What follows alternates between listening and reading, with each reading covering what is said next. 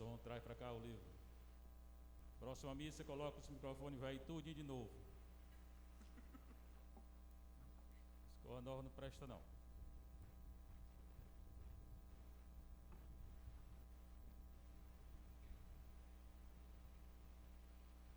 Proclamação do Evangelho de Nosso Senhor Jesus Cristo, segundo Mateus.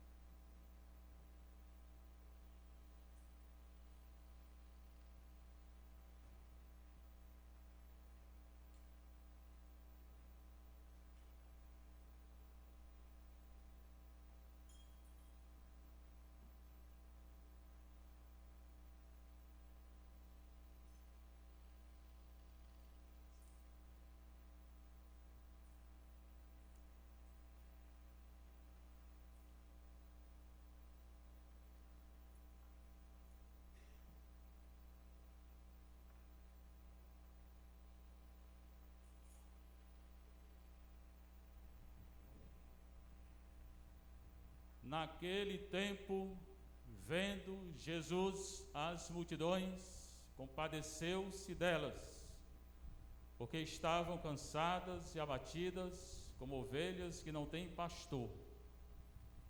Então disse a seus discípulos: a messe é grande, mas os trabalhadores são poucos. Pedi, pois, ao dono da messe que envie trabalhadores para a sua colheita. Jesus chamou 12 discípulos e deu-lhes poder para expulsarem os espíritos maus e para curarem todo tipo de doença e enfermidade. Estes são os nomes dos 12 apóstolos. Primeiro, Simão, chamado Pedro, e André, seu irmão, Tiago, filho de Zebedeu, e seu irmão João, Filipe e Bartolomeu, Tomé e Mateus, o cobrador de impostos, Tiago, filho de Alfeu e Tadeu, Simão, o zelota, e Judas Iscariotes, que foi o traidor de Jesus. Jesus enviou estes 12 com as seguintes recomendações: não deveis ir aonde moram os pagãos, nem entrar nas cidades dos samaritanos, e diante das ovelhas perdidas da casa de Israel. Em vosso caminho anunciai: o reino dos céus está próximo. Curai os doentes, ressuscitai os mortos, purificai os leprosos, expulsai os demônios. De graça recebestes, de graça deveis dar. Palavra da salvação. Glória a vós, Senhor. Se dá um pouquinho, você está em casa, você que está aqui na nossa paróquia Santa Teresinha de Saint Pison. Se der para colocar essa caixa aqui na frente, bota aqui, ó, viu, Antônio? Essa caixa aqui na frente, vê se tem a extensão, vem até aqui. Essa caixa aí, do teu lado aí, vê se a extensão vem. Se não vier, deixa aí. Vem não? Então deixa. Então já estamos no 11º domingo do tempo comum. O tempo está passando rápido. Outro dia foi a Páscoa, terminou a Páscoa, Pentecoste. Começou o tempo comum, são 34 semanas até terminar o ano. Aí vem o Advento, Natal, aí tempo comum, aí Quaresma, Páscoa, tempo comum, Advento. É assim o ano da igreja, que é mais importante do que esse ano aí que a gente vive. O ano da igreja é esse. Aí todo domingo tem um evangelho a ser lido. Esse ano é Mateus. Durante a semana é lido Mateus, Marcos e Lucas. E no tempo da Páscoa, João. Então os evangelhos, eles são lidos todo ano. A Bíblia a cada 2 anos é lida na missa. Toda não, porque eles cortam um pouco, né? Às vezes corta até muito, mas é lida. É bom também a gente ler em casa, não ler só aqui. Tem gente que deixa só para escutar não, lê em casa, né? Então, o Evangelho de Jesus Cristo, segundo Mateus 9, 36 até 18, é o discurso missionário, discurso da missão. Jesus vai mandar os discípulos, que são os apóstolos, em missão. O apóstolo é o missionário que sai para pregar, tá bom? O Evangelho é de Jesus Cristo, não é de Mateus, não é de Jesus segundo Mateus. O mais importante é Jesus. Por isso que eu não posso colocar nada aqui nem tirar, porque é de Jesus. O que eu posso é pedir que Deus me oriente para que eu possa entender, interpretar bem e anunciar. Naquele tempo, hoje e agora, na hora que é anunciada, a palavra de Deus acontece no coração que acredita.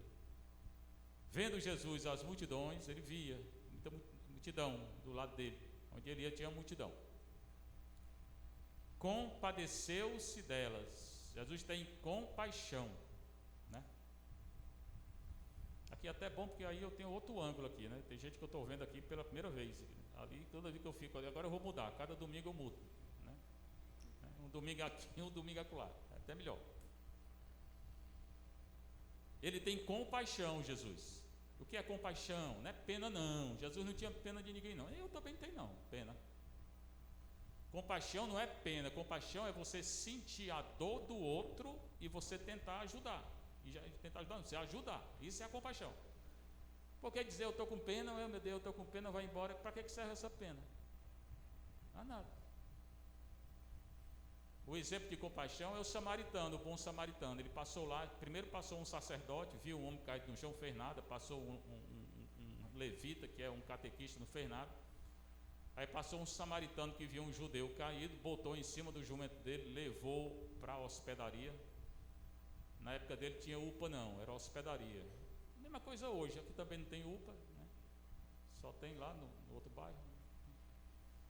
Porque os políticos aqui não fizeram nada por aqui mesmo, né? Ainda bem que hoje eu estou bem calmo. Aí esse cuidou do judeu, fez alguma coisa. Por quê?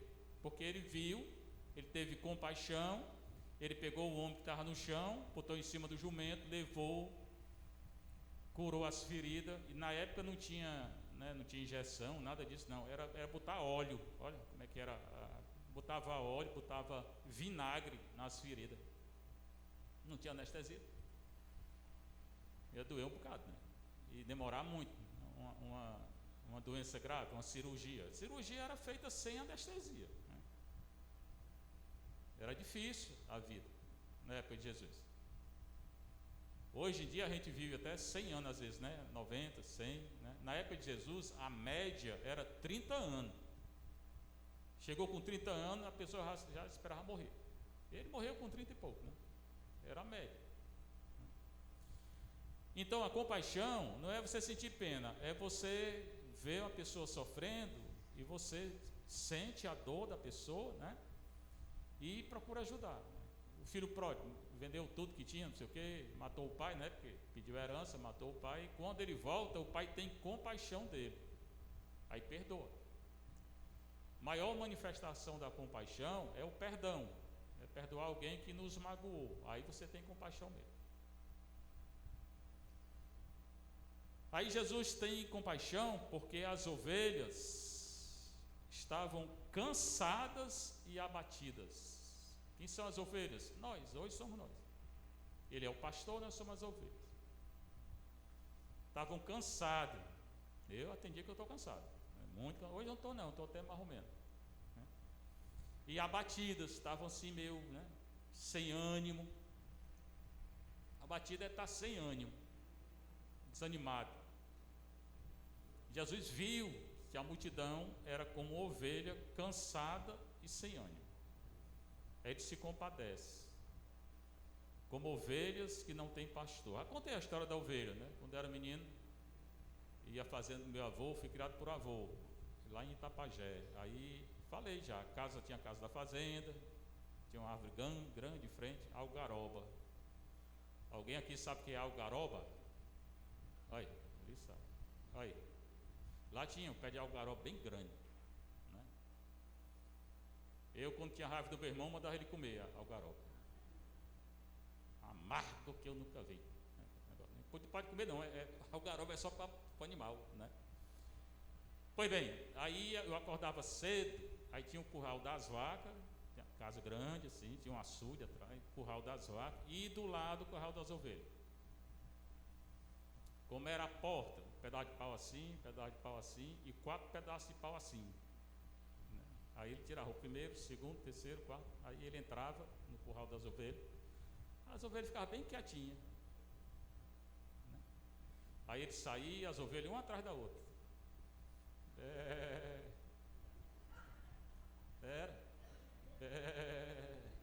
Aí quando eu chegava, ficava tudo doida, estressada. Se eu chegasse perto, elas ficavam doidas, as ovelhas, porque elas conheciam só o menino, né? Que era assim. Né? Diga aí, meu filho. Tu mesmo está me olhando. Você fica me olhando. Olha. Pois bem, então Jesus hoje é o pastor e nós somos as ovelhas, para seguir ele. E ele viu que as ovelhas da época não tinham pastor, porque os pastores da época estão lá só para roubar, matar, pedir dinheiro das ovelhas, estavam nem aí para as ovelhas, não falava a verdade, deixava, pode fazer o que quiser. Por isso que ele teve compaixão, ele viu que os pastores lá não eram pastor, não tomavam de conta das ovelhas. Hoje tem uma ruma aí, né?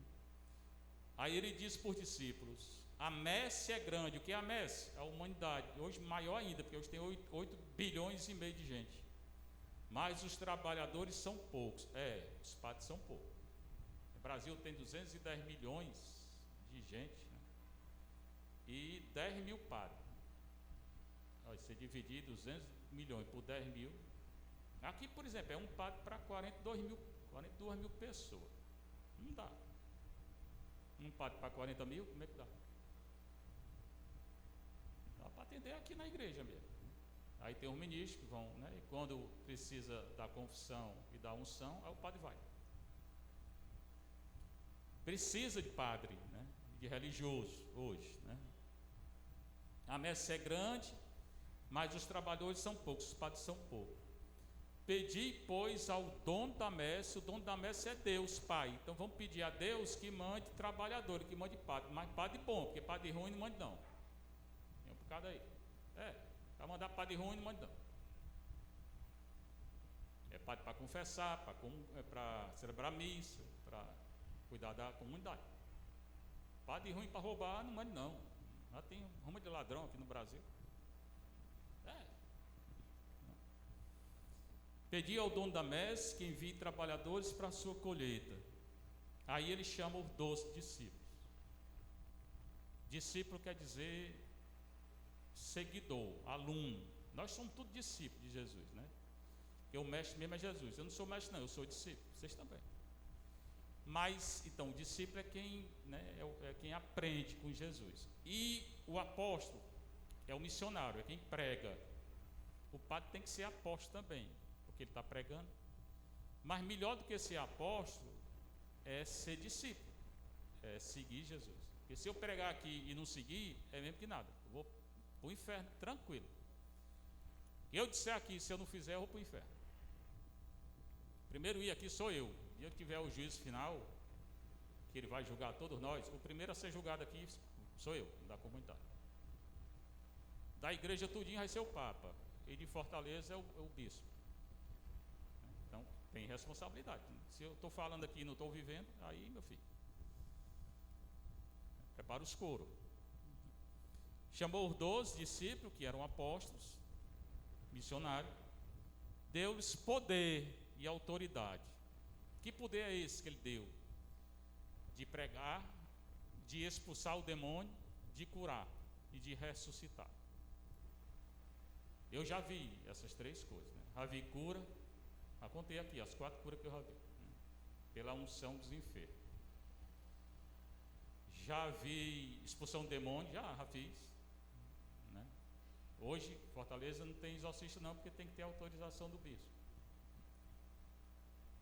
Portanto, se você tiver possesso, dá um tempo aí, viu? Porque exorcista em Ponta, então é Ponta Paróquia. Paróquia vai para outra diocese. Eu estou mandando para Quixadá, porque aqui não tem. Não sou eu que mando. Né? É quando o bispo colocar os exorcistas. Né? E já vi ressurreição também dos mortos. A pessoa, quando está em pecado mortal, que vem confessar, que é absolvido, é uma ressurreição. É a ressurreição, porque está em pecado mortal. Pecado venial é tirado na missa. Pode confessar também, mas se a pessoa está em pecado mortal, na hora que se confessa, ela ressuscita. Ela readquiriu a vida. Então isso aqui tudo continua hoje na igreja, não foi só naquele tempo não. E curarem todo tipo de doença e enfermidade.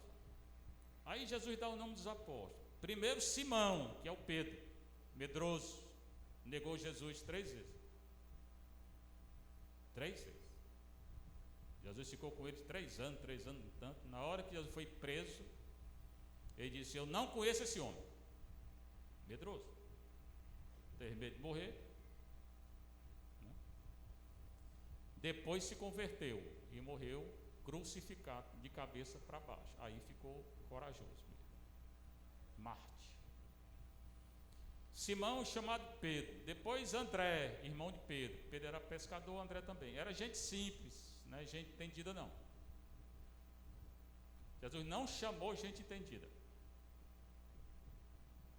Chamou Pedro, pescador, André, irmão de Pedro, pescador. Morava tudo ali perto do mar, né? Que não era mar, era um lago, um lago grande. Eu tive lá 3 vezes.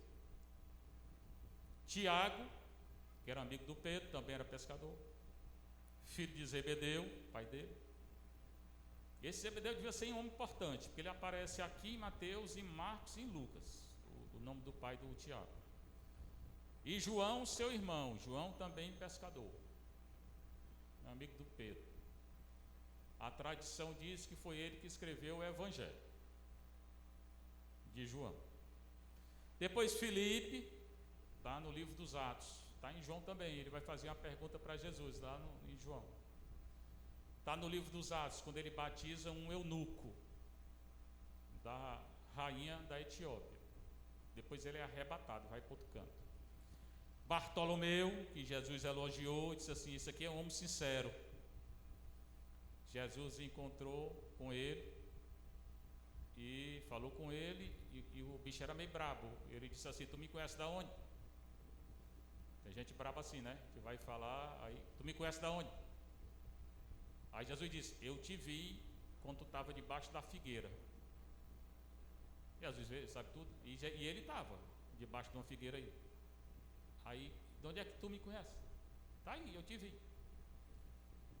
Aí Jesus vai elogiar a sinceridade desse aqui. Depois Tomé não acreditava em nada, queria ver, né? Queria tocar, botar o dedo dele aqui nas feridas. Ele Tomé, que recebe um carãozinho de Jesus, depois acredita. Mateus era ladrão do evangelho de hoje, era ladrão, Mateus, já expliquei, né? Ele cobrava imposto para o Império Romano. Na época de Jesus, o território lá onde Jesus nasceu era dominado por Roma, pagã. E tinha que pagar imposto para Roma. Aí Roma colocou lá uns cobradores de imposto. Imagine, a gente não gosta de pagar imposto nem para o país da gente, né? Porque não serve para nada, porque eu pago imposto, mas aqui no bairro não adianta nada, porque não fazem nada. Aqui não tem saneamento básico, mas eu pago imposto. Aqui não tem UPA, mas eu pago imposto. Aqui não tem uma escola para esses meninos aí, não tem uma faculdade, só tem outra, mas eu pago imposto. Então o imposto vocês também pagam, todo mundo paga imposto aqui. Tudo que você compra aí tem imposto. Tudo tem imposto. Uma garrafinha, essa lata de Coca-Cola, 50% de imposto. Quanto é que é essa latinha de Coca-Cola aí? Quanto? Já está 5? Ah, bando de ladrão. Pois 5, o preço dela era metade. A outra metade vai para aí. Ninguém sabe onde é que vai. Vai para ele, para os homens aí. Tudo é imposto que você paga. Pois bem, além desse imposto que eles pagavam, porque se um imposto que a gente paga ao menos viesse para a comunidade, tudo bem. Bem, mas não vem. Faz 11 anos que eu estou aqui, não vem. Eles pagavam imposto ainda para o outro povo. Aí o imposto era uma moeda de prata, na época era moeda de prata. Aí o Mateus cobrava duas, colocava uma no bolso e a outra entregava. No Brasil tem isso não, né? Brasília está cheio. Né? Não vai lá não, em Brasília eu vou dizer uma coisa. Mas aqui também está cheio. Em todo canto você vai. Foi bem. Esse era o Mateus. Depois Tiago, filho de Alfeu. A Bíblia não fala muito dele não. Fala aqui, João depois fala um pouco. Depois Tadeu, que a turma chama de Judas Tadeu. Alguém aqui é devoto de Judas Tadeu? Diz que é um santo das causas impossíveis, igual o Santo Edvige. Judas Tadeu. Simão, o Zelota. Quem era o Zelota na época? Era quem matava os romanos. Barrabás era Zelota, ele estava preso. Quando prenderam Jesus, tinha um Barrabás preso. Lembra de Barrabás? Soltaram ele? Lembra? Ele estava preso porque ele matou 2 soldados romanos, né? Ele era assassino. Ele queria libertar Israel dos romanos. Então o Zelota era assim, eles matavam o povo, quer dizer, matavam os romanos. Jesus chamou o povo mesmo comum, mas não é que ele continuou assassino, ele se converteu, né? Paulo também era assassino. São Paulo, ele pegava os cristãos, prendia, e quando Estevão morreu ele estava lá, era a favor da morte do Estevão. E por fim Judas Iscariotes, o melhor deles, para não dizer o contrário, né? O Judas foi que traiu mesmo e tirou a própria vida. Chegou o técnico aí do Ibama. Pronto, vai dar jeito. Eu estou vendo que vai dar certo. Faz 11 anos que eu estou vendo. Estou trabalhando lá embaixo e tudo dando certo. Pois bem, eram pessoas comuns, meu povo. Esse povo todo aqui era pecador brabo, mas depois se converte. E é tudo santo hoje, com exceção de Judas. Não é porque ele tirou a própria vida não, porque tem gente que tira a própria vida e vai para o céu, viu? Pois tem. Então, hoje a gente sabe que tirar a vida é uma doença, né? E se a pessoa pedir perdão, porque quando tira a vida, mas aquele negócio, você está se aproximando, quando a tua alma vai deixar o corpo, se naquela hora tu pedir perdão, está salvo. Tem até a história aí que conta, o santo conta essa história. Uma pessoa que foi tirar a própria vida, que se atirou de uma ponte. E depois um santo teve um sonho com essa pessoa. E disse que, fazia assim porque o livro estava virando. Quando ela pulou naquele espaço de tempo de chegar no chão, ela pediu perdão. Estão entendendo o que eu disse? Pronto, se converteu, foi para o céu. Então, se a pessoa pedir perdão, vai. Se todo mundo que conserta for desse jeito.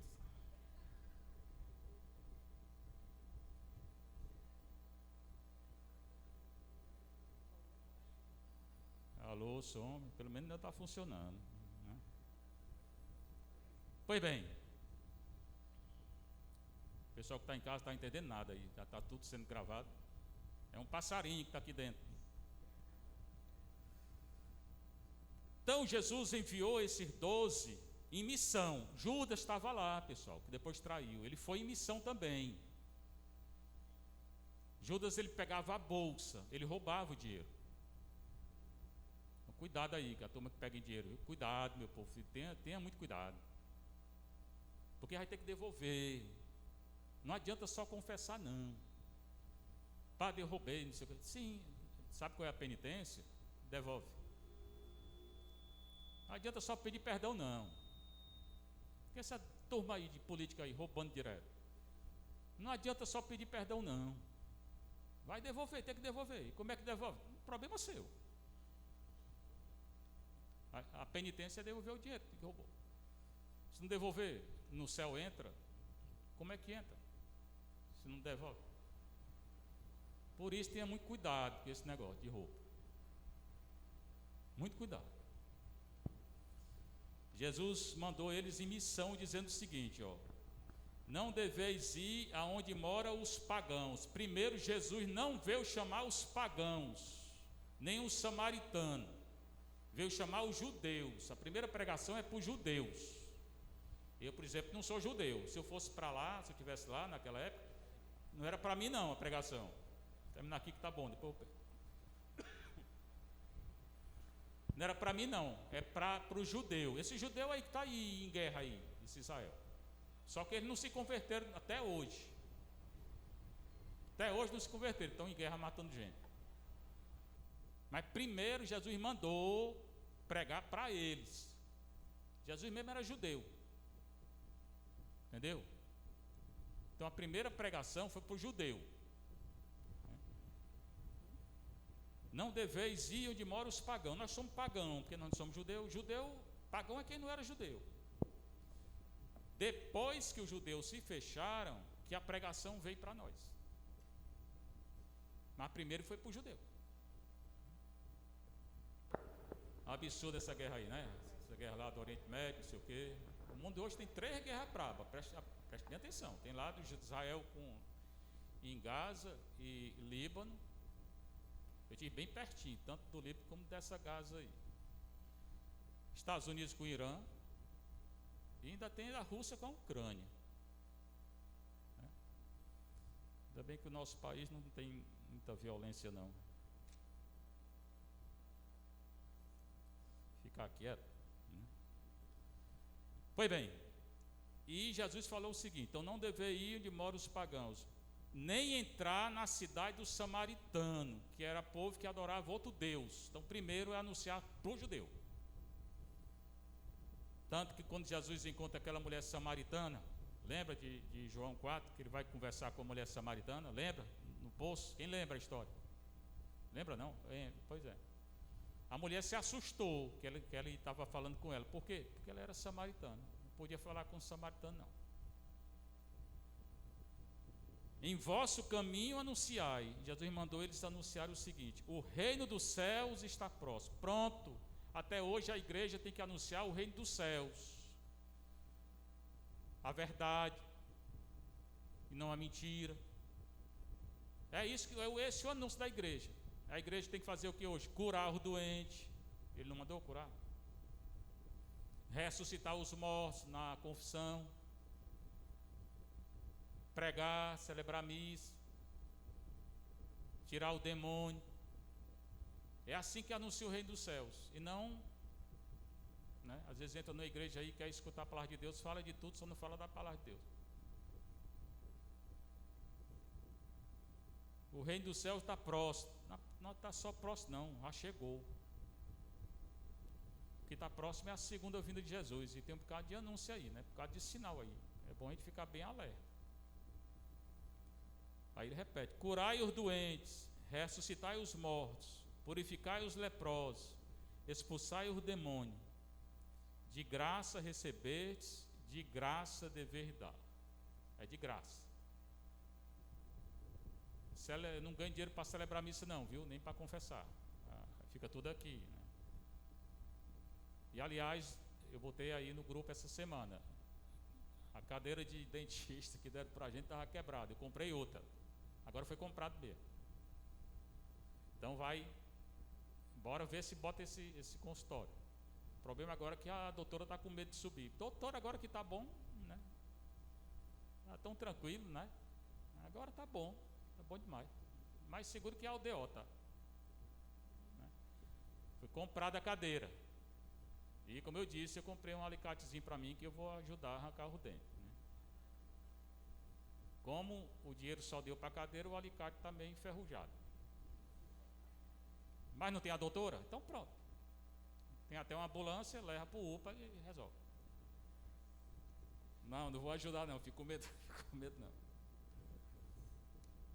Essa foi a primeira leitura. Depois Jesus fala do livro do Êxodo, tirou Israel do Egito, mas eu vou terminar com um versículo aqui da carta de Paulo aos Romanos.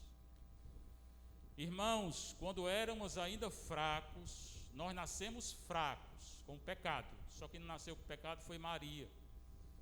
E Jesus que é Deus. Cristo morreu pelos ímpios. Cristo morreu por mim quando eu era pecador. Porque eu nasci com pecado e ele morreu por mim. No tempo marcado, quando ele se encarnou no seio de Maria. E olha como é bonito que ele fala: dificilmente alguém morrerá por um justo. É verdade. Quem de nós aqui daria a própria vida por uma pessoa boa? É difícil você dar uma vida para uma pessoa boa. E você daria uma vida para um cara que não presta? É difícil. Perguntar.